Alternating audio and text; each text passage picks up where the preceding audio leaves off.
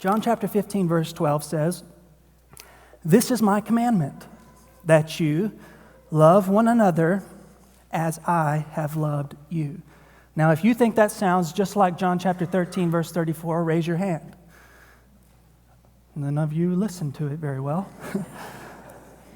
It is almost identical to John chapter 13, verse 34. "As I have loved you, so love one another. This is my commandment. Love one another as I have loved you. Greater love," verse 13, "has no one than this, that someone lay down his life for his friends." There's the measure of Jesus' love. It's not just in washing feet. It's actually his example of dying on the cross, paying the penalty for our sin. Skip up a few verses to John chapter 15, verse 4. John chapter 15, verse 4 gives us the power. "Abide in me, and I in you. As the branch cannot bear fruit by itself unless it abides in the vine, neither can you unless you abide in me.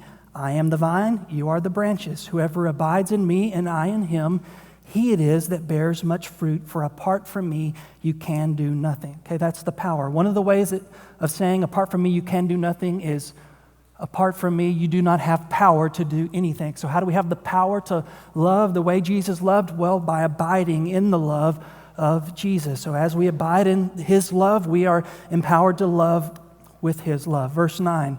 "As the Father has loved me, so I have loved you." So Jesus is abiding in the love of the Father, and we're abiding in the love of Jesus. "Abide in my love," Jesus says. "If you keep my commandments, you will abide in my love, just as I have kept my Father's commandments and abide in his love. These things I've spoken to you, that my joy may be in you, and that your joy may be full." So there's the power. You don't just have the power to do it, you do it in joy. You do it willingly. You do it out of love for your heavenly Father because you're abiding in the love of Jesus. That's the power. So how could you ever have the power to love someone who's unlovely? How would you ever have the power to love someone who disagrees with you, who's not like you, who sins against you? Well, not because of the worthiness of the beloved. They're not worthy of your love. They've sinned against you. They're not lovely.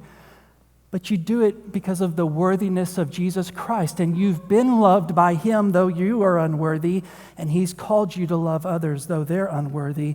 And the only way you'd be motivated and have the power to do that is because you've been energized by the love of Jesus Christ. So you are abiding in his love. You're reflecting on his love for you. Even though you were a sinner, Jesus Christ died for the ungodly.